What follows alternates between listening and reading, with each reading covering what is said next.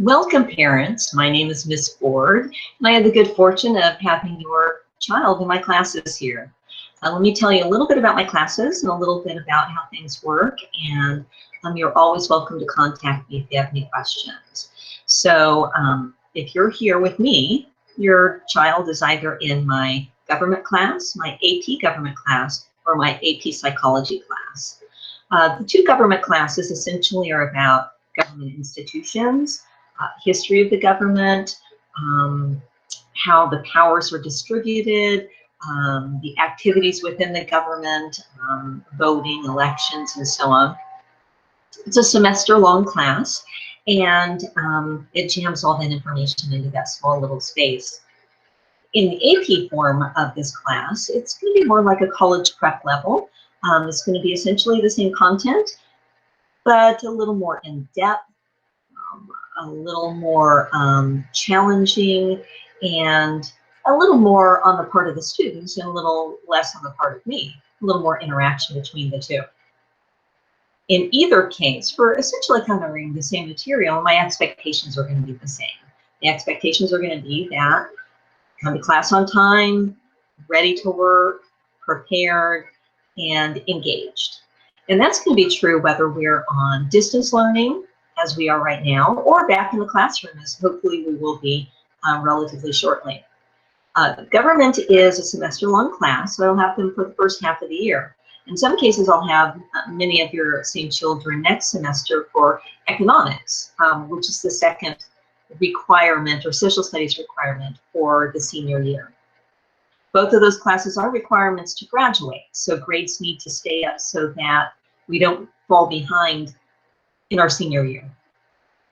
The textbook is online, but they should also have a hard copy that was checked out earlier in the school year. It's easy to access it on the online, and a little bit of the work's done from that textbook, a lot of the work's done in class. My expectation is that if you're sitting in class and I give an assignment that we're working on in class, that it's done during that class. So if on distance learning, the student has shown up to class, and I have them in my attendance, but they didn't do that assignment that class period, I would wonder why that wasn't done if we were working on it together. So they might lose a few points for turning that in a day or two or three late, especially if we were doing it together. In some cases, I might say, we did it together, it was done then, unless we have a good explanation, like maybe technological issues or something to that effect.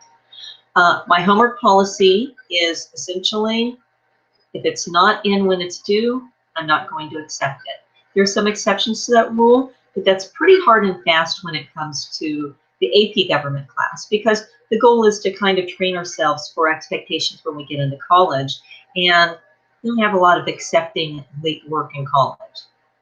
So that's going to be a little stronger expectation with my AP students, possibly than my regular ed students. My other goal for my AP students is I want to prepare them for the AP exam, which comes in May. And if I'm not challenging them, they're not going to be prepared for that exam. Okay. In my AP psychology class, it's a year-long class. I have them obviously distance right now, but we will hopefully be in the classroom for the rest of the class. And it covers, it's kind of a general psychology class that you would take in college, like that Psychology 101, where you're getting theory and experimentation and the brain and all the little sort of tasters of psychology. The expectations are the same in that class as well.